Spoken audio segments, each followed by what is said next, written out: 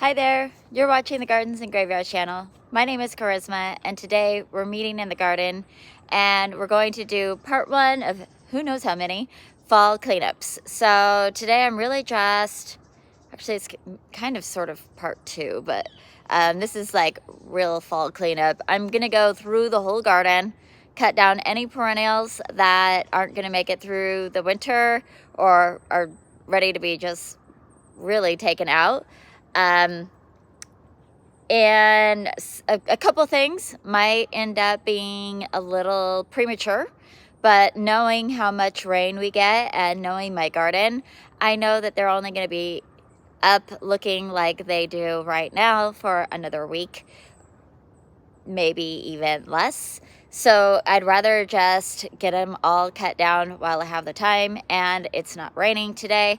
So we're just going to walk through. We're going to cut down all of the perennials, remove any annuals that are left in the garden, and just get everything super cleaned up. And then we're going to worry about leaves in another project on another day, because there are still trees and shrubs shedding their leaves, and I'd rather just do it all in one big fell swoop. So I'm just gonna wait and do it later because there's plenty of other things to do in the garden right now. So let's just get into it. It's just gonna be like walk through the garden and see what needs to be cut back. In the front garden here, there's not a ton to consider, but we do have some leftover iris and lilies that need to be cut back. We could cut back our kaffir lilies. You could see the foliage is done. We can do a little bit of cleanup on the iberis, and kind of that's it over here. We have a couple of containers that need to be removed with soil in them. We have our black-eyed Susans are done. We can't leave them out through the winter because they just turn into this mush. They don't hold up.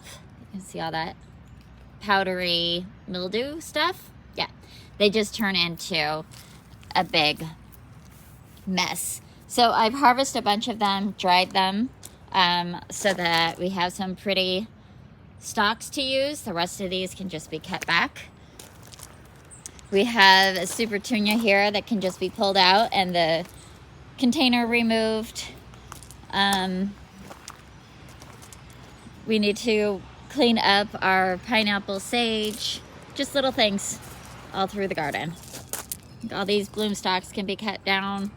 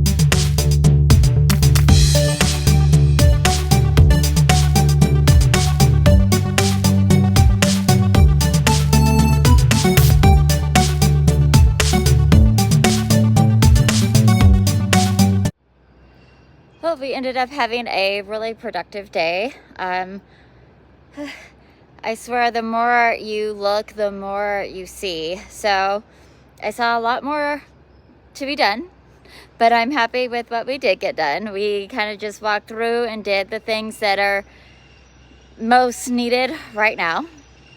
We also have our neighbor is re-graveling our roads. We have it's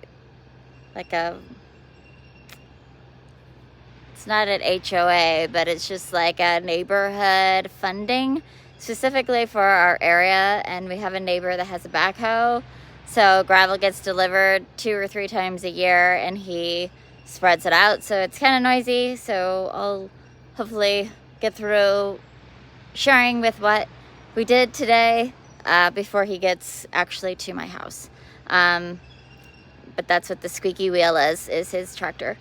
So let me turn the camera around. I'll show you what we got done, and we'll wrap up this video.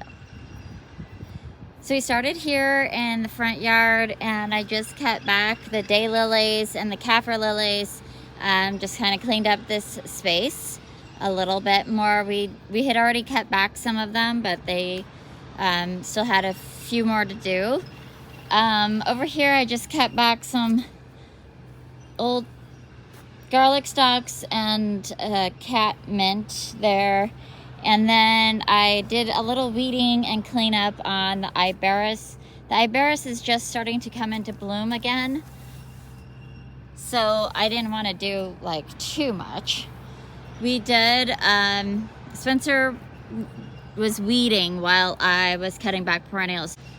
He took all of this rose campium out of this area, and we just left a few little clumps because they are prolific seeders, and we don't need a million of them. And the other thing, real quick, that we tried to do, you see, like this one is a really big mound. It does not perform as well as ones like that size, and they harbor slugs because slugs love to lay their babies in them. They don't really eat them, but they lay their babies in them. So we put slug bait in those guys, but when they get to this size, it's just time to take them out and let a new plant grow. So we have some, medium-sized ones and small clumps, and those are fine. And then like these ones we didn't get to today, but like this size doesn't really bloom either. It's like this side is like the ideal for a half a dozen to a dozen bloom stalks. Anyhow, we also cut back our black-eyed Susans, and then Spencer came behind me and weeded underneath there. Whenever you cut back a perennial, it's inevitable that you're gonna find weeds underneath. I cut back this Veronica, and there's actually one underneath here, which means I need to either move the shrub or move the Veronica. And I think the Veronica will handle the move a little bit better. In between little tiny projects, I did start cleaning up some of our annuals for the fall. I had to remove all of the kale because it started rotting. So I removed the kale, transplanted the violas from this container and a couple of small ones, and just packed out these 3 and just kind of consolidated. This is a peony. This will be like the sweet fall decor until Thanksgiving is over and we're ready to decorate for Christmas. Essentially, we'll see. I do need to empty that container and take those containers into the back into storage. We ended up emptying a couple more containers we could take into storage. One of those had the Super Tunia Jazzberry that was sitting over here.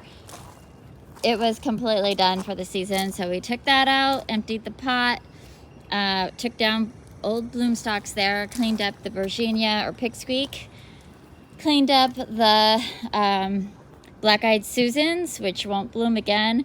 We leave a little bit of foliage on there. Eventually it will just die to the ground and then come back up. So you see how the middle is, there's a hole in the middle? So grasses do this, big clumps of perennials will do this. They die out in the middle. Basically, they're shaded out from the plants around the perimeter. I can just take a clump over here and pop it in the middle so it stays a nice tight little clump, and I'll probably do that in the spring when new foliage starts sprouting up.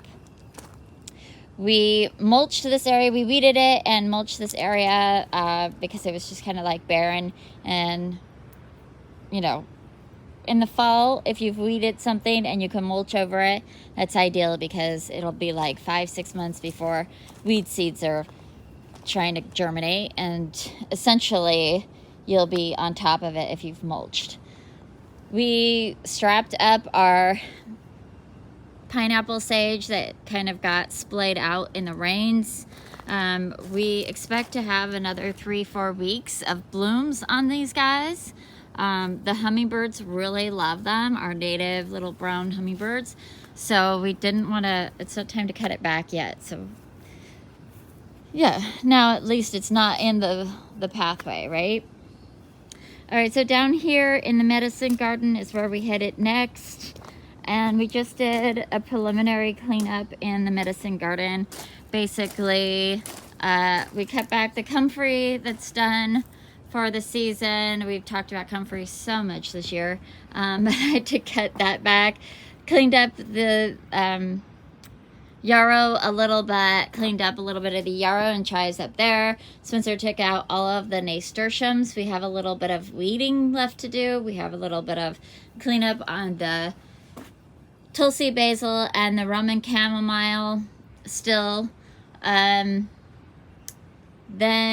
I cleaned up the strawberries, and Spencer cut down the bronze fennel and removed the trellis, as well as the trellis that was in this pot that had clematis and honeysuckle on it. Pulled the old vines down off of its trellis and cleaned that pot up. Cleaned up a lot of the geranium that's underneath there. It just gets a little much around the tree, etc. And then back here we kind of skipped over this garden, which does need some maintenance, but I'm kind of waiting until all the leaves are off the elders, which it's really close.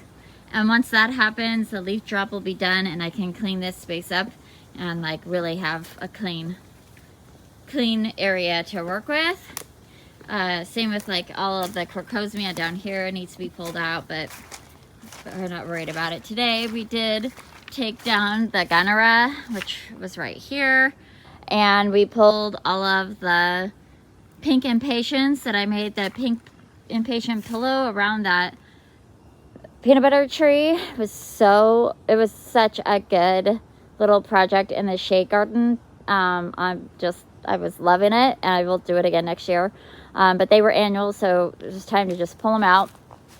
We did get a little volunteer peanut butter tree there. I'm okay with that. If this becomes like a multi-stemmed shrubby tree, I'll be happy. And then the last thing that I did is I cut back this Sun King perennial there, and it'll come back next year as well. So my trailer thing is empty. It's just got my gloves and my kneeling pad in there, and we're done. And that is gonna be it for today's project. I'm gonna go eat something. Spencer's already up making some lunch. So yeah, it feels good to be out in the garden for a few hours in the fall. Sometimes we go days without being able to go into the garden because it's raining so hard. So I'm really happy that I had some sunshine and some dry weather to get some projects done. And of course, there's so much more to do, but there always is in the garden. But it also gives me an opportunity to say, you know what? I don't want to have to do this again, so what can the long-term solution be? Or, this isn't a big deal, I'll do this every year until I can't get on my hands and knees. So yeah, it's also a good time when you're doing a lot of cleanup or doing a lot of cutback to make those kinds of decisions. And that is the beauty of gardening, is we get to change with our own personal seasons. So I hope you are celebrating your life, and I will see you in the next video. Bye.